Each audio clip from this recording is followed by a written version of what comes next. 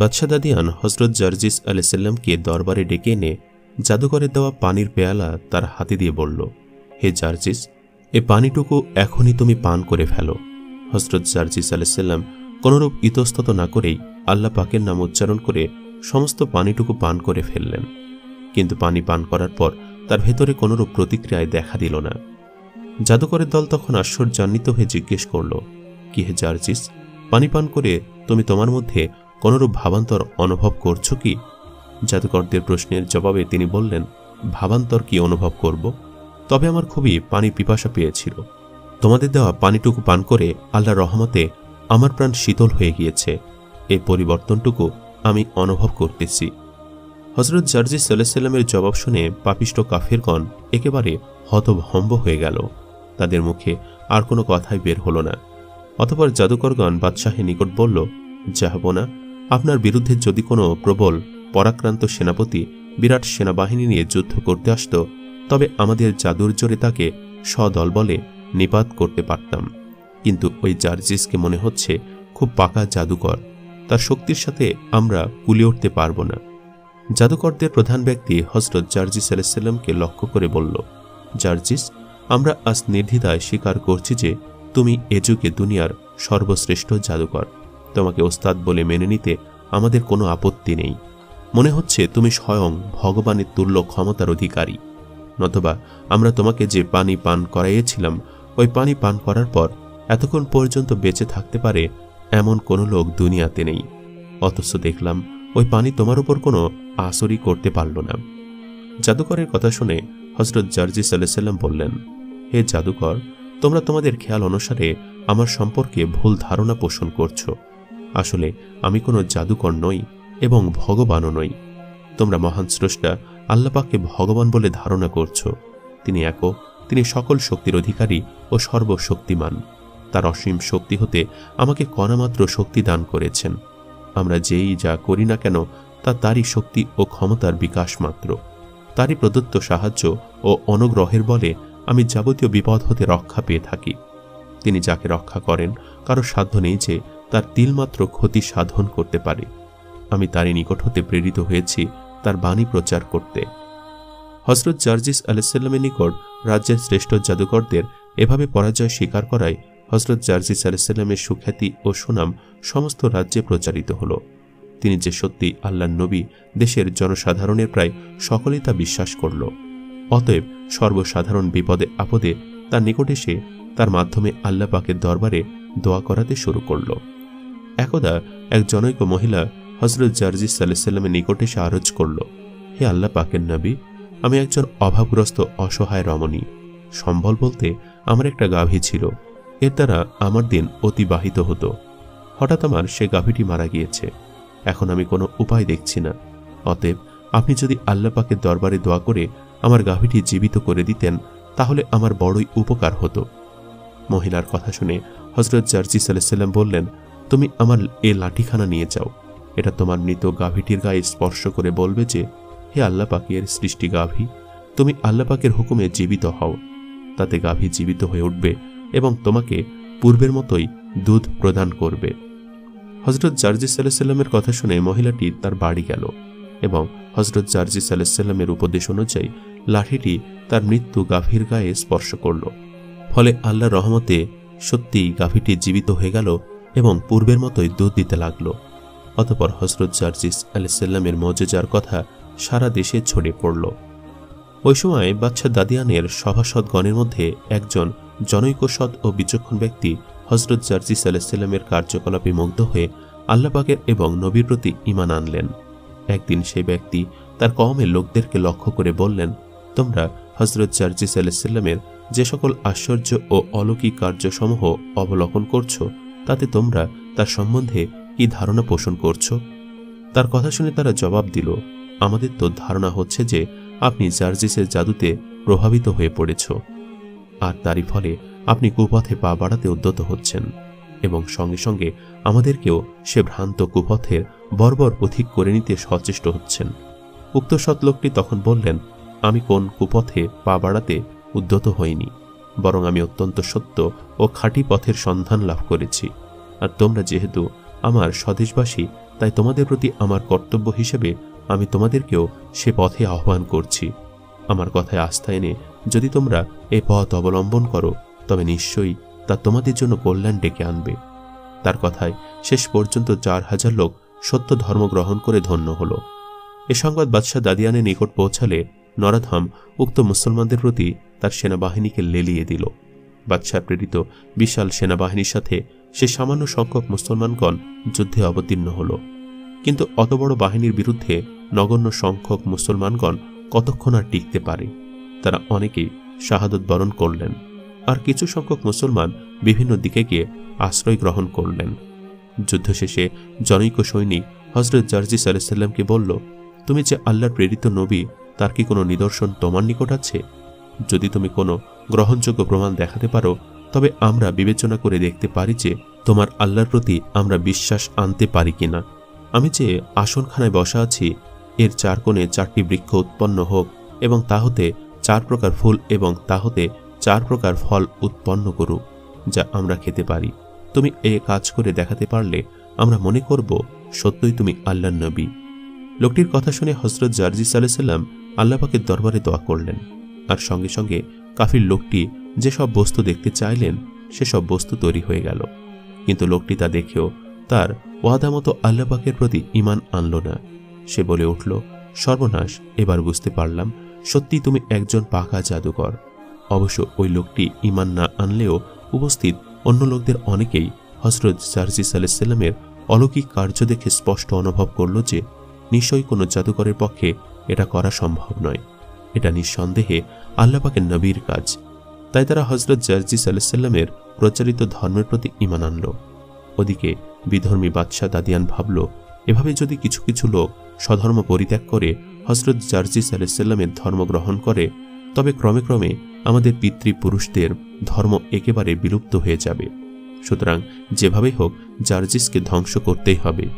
বাদশাহ তখন তার সেনাবাহিনীকে আদেশ দিল যে তোমরা তামা দিয়ে গরুর আকারে একটা বিরাট জন্তু তৈরি করো। এরপর হযরত জারজিস আলাইহিস সালামকে তার ভেতরে রেখে সেটিকে আগুনে ফেলে দাও। অতঃপর বাদশার কথা মতো তামা দ্বারা বিরাট একটা গরুর আকার জন্তু তৈরি করে হযরত জারজিস আলাইহিস সালামকে তার পেটে ঢুকিয়ে মুখ বন্ধ করে দিল। এরপর একটি বিরাট অগ্নিকুণ্ডে সে তামা নির্মিত জন্তুটি নিক্ষেপ করল। আল্লাহ পাকের মর্জির বিরুদ্ধে কেউ কোনো কিছু করতে পারে না। বাদশাহ দাদিয়ানের ইচ্ছা ছিল এরূপ, অপরদিকে আল্লাহ পাকের মর্জি ছিল ভিন্নরূপ। তাই তামার মূর্তি আগুনে নিক্ষেপ করার সঙ্গে সঙ্গে ভীষণ বেগে প্রবল ঝড় বৃষ্টি শুরু হয়ে গেল। ফলে যারা আগুনে তামার মূর্তি জ্বালাবার তামাশা দেখার জন্য সমবেত হয়েছিল তারা ঝড় বৃষ্টির প্রকোপে ছুটে পালালো। ঝড় এবং প্রবল বৃষ্টির ফলে সাথে সাথে অগ্নিকুণ্ড নিভে গেল।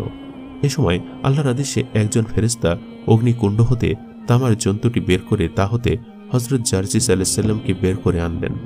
হযরত জারজিস আলাইহিস সালাম মুক্তি লাভ করে নির্দ্বিধায় ও নির্ভীকভাবে বিধর্মীদের মস্তিষ্কে গিয়ে উপস্থিত হলেন। বিধর্মীগণ তাকে দেখে বিস্ময় এবং ভয়ে একেবারে হতবাক হয়ে গেল। তাদের মধ্যে কেউ কেউ বলে উঠল, অবস্থাটা কিছুই বোঝা যাচ্ছে না। হযরত জারজিস আলাইহিস সালাম আল্লাহ পাকেরই সত্য নবী। আবার কিছু কিছু লোক বলল, কিসের সে সত্য নবী? সে একজন ভীষণ জাদুকর।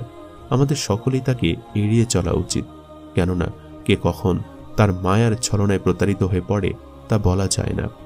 তাদের এসব কথা শুনে হযরত জারজিস আলাইহিস সালাম বললেন, তোমাদের মনে দ্বিধা দূর করে এখনো আমাকে আল্লাহ পাকের নবী বলে স্বীকার করো। আল্লাহ পাক তোমাদের কল্যাণ দান করবেন, নতবা তোমাদের উপর আল্লাহ পাকের এমন গজব নেমে আসবে যাতে তোমরা সকলেই ধ্বংসের কবলে পতিত হবে। তার কথা শুনে কাফিরগণ বলল, জারজিস, আমরা তোমার কথা বিশ্বাস করে অবশ্যই তোমার প্রচারিত ধর্ম গ্রহণ করব যদি তুমি ইতিপূর্বে আমাদের যে সকল লোক আকস্মিক ঘটনায় মৃত্যুবরণ করেছে তাদেরকে জীবিত করতে পারো। হযরত জারজিস আলাইহিস সালাম বললেন, এটা আমার প্রতিপালকের নিকট অত্যন্ত সহজ কাজ। এ কথা বলে তিনি তাদের কবরস্থানের নিকট গিয়ে আল্লাহর দরবারে দোয়া করলেন। সঙ্গে সঙ্গে আল্লাহ পাকের রহমতে সে বিরাট কবরস্থানে সমাহিত মৃত্যু ব্যক্তিরা জীবিত হয়ে উঠল। তাদের সাথে বহু প্রাচীনকালে মৃত আরও বহু লোক পুনর্জীবন লাভ করল। তাদের মধ্যে একজনের নাম ছিল নওফেল। হযরত জারজিস আলাইহিস সালাম লোকটিকে জিজ্ঞেস করলেন, কতকাল পূর্বে তোমার মৃত্যু হয়েছিল? সে বলল, প্রায় 4000 বছর পূর্বে আমার মৃত্যু হয়েছিল, আর এ দীর্ঘকাল আমি অনবরত আযাব ভোগ করে আসছি। কবরস্থানে এই আশ্চর্য ঘটনা দেখে এক বৃদ্ধা মহিলা কোলে একটি পুত্র সন্তান নিয়ে এসে হযরত জার্জিস আলাইহিস সালামকে বলল, হুজুর, আমার পুত্রটি অন্ধ, ঘোড়া ও বোবা। আপনি দয়া করে এর জন্য আল্লাহ পাকের দরবারে দোয়া করুন যেন আল্লাহ পাক তাকে ভালো করে দেন। হযরত জার্জিস আলাইহিস সালাম নিজের মুখের সামান্য লালা তার চোখে লাগিয়ে দিলেন, তাতে তার অন্ধত্ব দূর হয়ে গেল।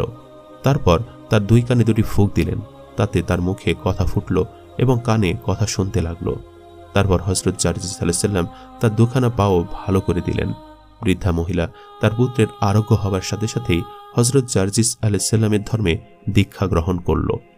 উক্ত বৃদ্ধা হযরত জার্জিস আলাইহিস সালামের ধর্ম গ্রহণের কথা শুনে পাপিষ্ঠ বাদশাহ দাদিয়ানের লোকজন পাঠিয়ে বৃদ্ধার বাড়ি ঘেরাও করল। বাহির হতে তার খাবার সরবরাহ বন্ধ করে দিয়ে তাকে অনাহারে রাখল। বৃদ্ধা অনাহারে খুবই কাতর হয়ে পড়ল। আল্লাহ পাকের কুদরতে বৃদ্ধার ঘরের খুঁটিগুলো সজীব বৃক্ষে পরিণত হলো।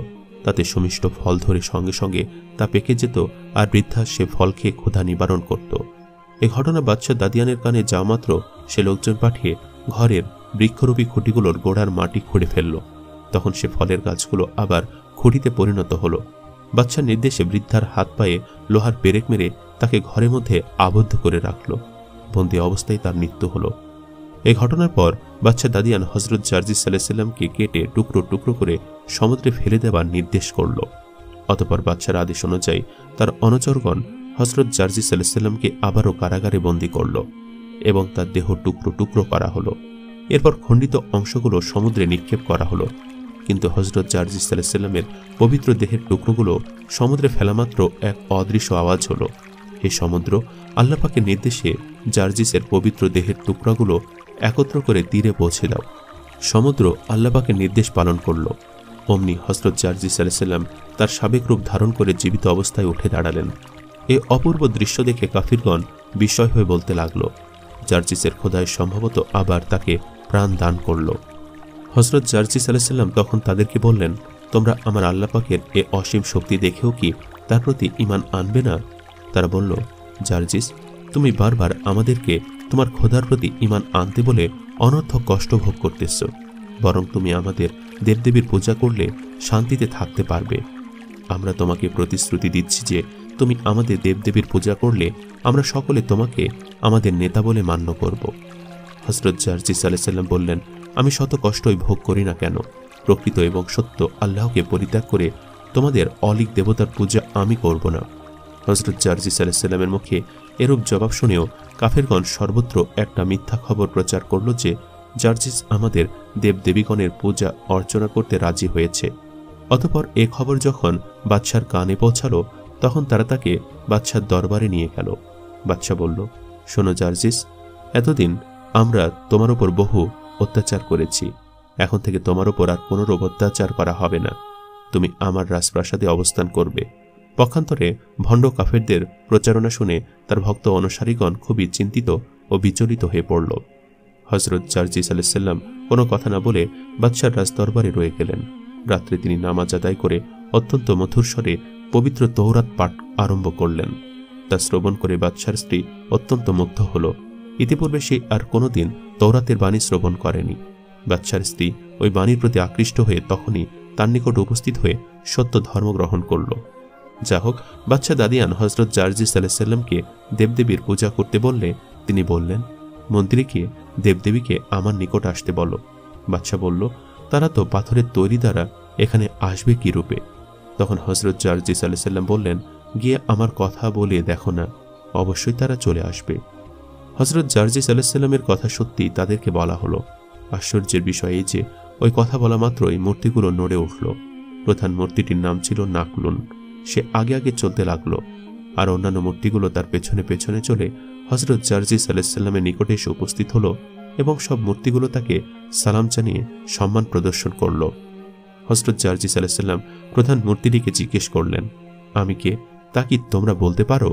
মূর্তিটি জবাব দিল, আপনি আল্লাহ পাকের নবী। হযরত জার্জিস আলাইহিস সালাম বলেন, আল্লাহ পাকের প্রকৃত পরিচয় বলো তো।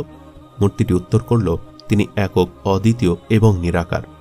হযরত জার্জিস আলাইহিস সালাম মূর্তিগুলোর প্রতি ইঙ্গিত করল এবং একসাথে তারা সকলে মাটিতে লুটিয়ে পড়ল। এ সময় বাদশার স্ত্রী সমবেত লোকগণকে সম্বোধন করে বলল, তোমরা সকলে অবিলম্বে হযরত জার্জিস আলাইহিসসালামের আল্লাহর প্রতি ঈমান এনে নিজেদের কৃত পাপের জন্য তার দরবারে ক্ষমা প্রার্থনা করো, নতবা এই মূর্তিগুলোর মতো তোমরাও ধ্বংসপ্রাপ্ত হবে। হযরত জার্জিস আলাইহিসসালামের নিকট মূর্তিগুলোর এরূপ অবনতি স্বীকার এবং তাকে সম্মান প্রদর্শন, বিশেষত খোদ তার স্ত্রী ইসলাম গ্রহণ প্রভৃতি কারণে বাদশার মেজাজ ভীষণ খারাপ হয়ে গিয়েছিল। বাদশা তার স্ত্রীকে বলল, দীর্ঘদিন যাবৎ আমরা জার্জিসের কত রকমের কেরামত, মায়া ও ছলনা দেখেও তার কথায় বিশ্বাস আনতে পারেনি, অথচ তুমি তার মাত্র একদিনের ভেলকিবাজিতেই স্বধর্ম বিসর্জন দিলে। বাদশার স্ত্রী তখন বলল, তোমার অদৃষ্ট খারাপ বলেই হয়তো নিরাকার আল্লাহর প্রতি তুমি ঈমান আনতে পারলে না, কিন্তু ভাগ্যে কল্যাণ নিহিত আছে বলেই আমার দ্বারা সত্য ও খাঁটি আল্লাহ পাকের প্রতি ঈমান গ্রহণ করা সম্ভব হয়েছে। স্ত্রীর কথা শুনে বাদশা দাদিয়ান ক্রোধে জ্বলে উঠে তখন স্ত্রীকে শুলে চড়িয়ে হত্যা করার নির্দেশ দিল। তার নিষ্ঠুর আদেশ সঙ্গে সঙ্গে পালিত হল। বাদশার স্ত্রী আল্লাহ পাকের নাম উচ্চারণ করতে করতে শহীদ হয়ে গেলেন। এ সময় হযরত জার্জিস আলাইহিসসালাম আসমানের দিকে দৃষ্টিপাত করে আল্লাহর দরবারে আরজ করলেন, হে আল্লাহ, আপনি তো সবকিছু প্রত্যক্ষ করতেছেন, এখন আপনি আমাকে আপনার সন্নিধানে আশ্রয় দান করুন। হযরত জার্জিস আলাইহিসসালামের দোয়া আল্লাহ পাকের দরবারে পৌঁছতে না পৌঁছতেই একটি ভীষণ আগুনের শিখা নেমে এসে কাফেরদেরকে গ্রাস করতে উদ্যত হল। কাফেরগণ ধারণা করল যে হযরত জার্জিস আলাইহিসসালামের দোয়ার ফলে তাদের প্রতি এ বিপদ অবতীর্ণ হচ্ছে, সুতরাং ক্রোধে তারা সে মুহূর্তেই তরবারির আঘাতে তার পবিত্র মস্তক দেহ হতে বিচ্ছিন্ন করে ফেলল। আল্লাহ পাক এবার হযরত জার্জিস আলাইহিসসালামকে শহীদ হিসাবে বরণ করে নিলেন। পাপিষ্ঠ কাফেরগণ রক্ষা পেল না, তারা উক্ত আগুনের শিখায় বেষ্টিত হয়ে জ্বলে পুড়ে প্রাণ বিসর্জন দিল। কিন্তু ইতিপূর্বে যে প্রায় 30,000 লোক ঈমান এনেছিল, আল্লাহর রহমতে তারা সকলে নিরাপদে বেঁচে রইল, তাদের প্রতি কোনো বিপদ আসলো না। প্রিয় দর্শক, কেমন লাগলো আমাদের আজকের এই ভিডিওটি কমেন্ট করে অবশ্যই জানাবেন। আজ তাহলে এই পর্যন্তই। আপনারা ভালো থাকবেন, সুস্থ থাকবেন। আল্লাহ হাফেজ।